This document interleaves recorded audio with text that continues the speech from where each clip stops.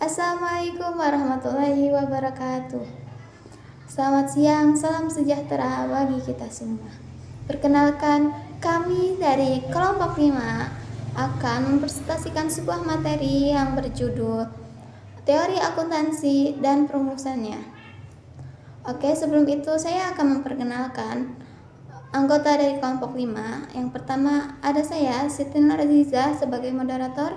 Yang kedua ada Siti Nur Azizah juga sebagai pemateri pertama.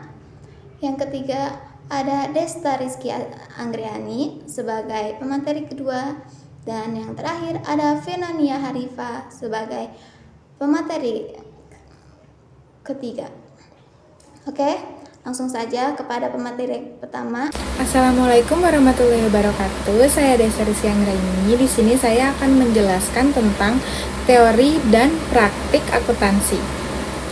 Hendriksen 1982 mendefinisikan teori akuntansi yaitu penalaran logis dalam bentuk seperangkat prinsip-prinsip yang luas.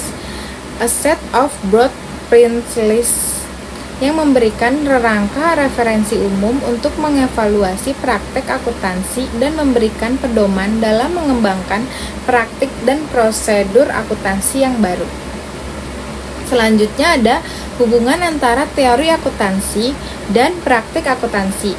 Di sini saya akan memberikan contoh gambar hubungan antara akuntansi dan praktik akuntansi. Dari tampilan tersebut dapat dilihat bahwa peranan teori dalam akuntansi sangat berbeda dengan peranan teori yang digunakan dalam ilmu pasti. Di mana dalam ilmu pasti, teori dikembangkan dari hasil observasi empiris. Akuntansi cenderung dikembangkan atas dasar pertimbangan nilai atau value judgment yang dipengaruhi faktor lingkungan tempat akuntansi dipraktikkan.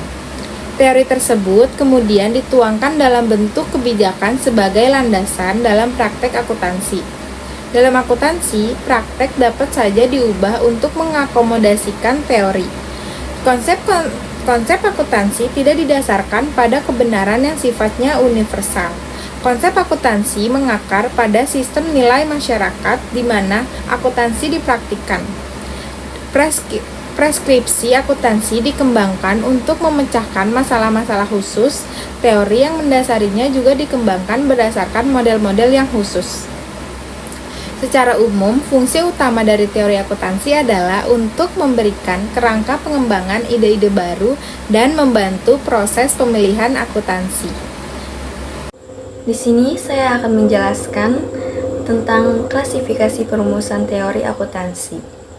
Teori akuntansi dapat dirumuskan berdasarkan sudut pandang yang berbeda. Secara garis besar teori akuntansi dapat diklasifikasikan berdasarkan metode penalaran yang digunakan, sistem bahasa yang digunakan, dan tujuan perumusan.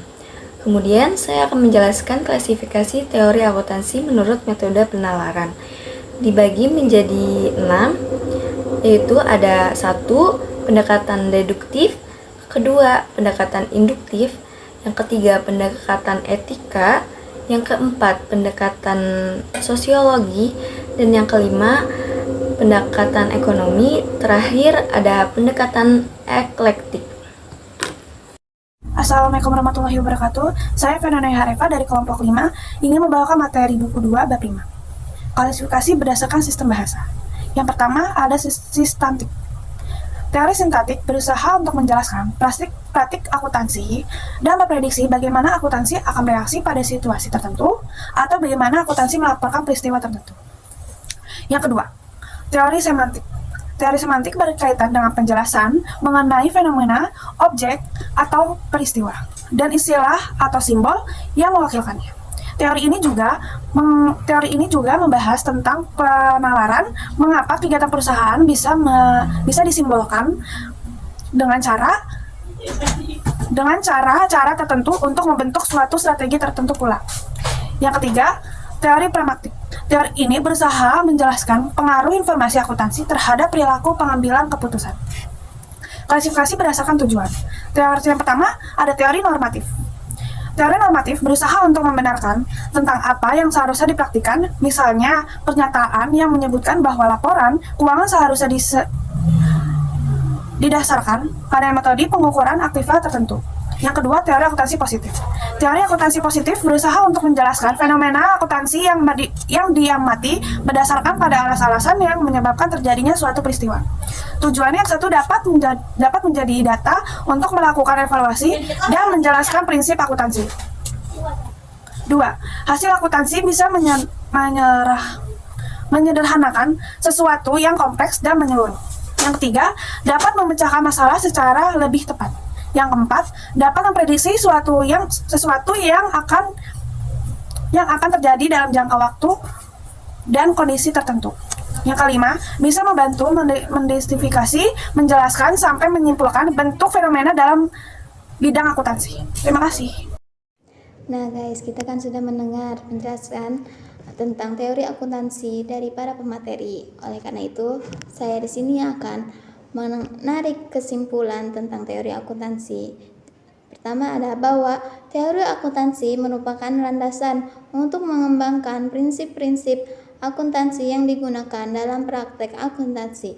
Perumusan teori akuntansi melibatkan pengembangan konsep, asumsi, dan prinsip-prinsip yang mengatur penyusunan laporan keuangan agar relevan, dapat diandalkan, dan transparansi bagi pengguna informasi.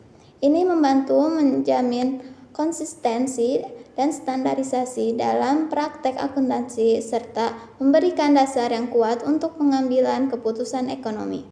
Sekian dari penjelasan kami, kurang dan lebihnya mohon dimaafkan. Oleh karena itu, kami pamit. Wassalamualaikum warahmatullahi wabarakatuh.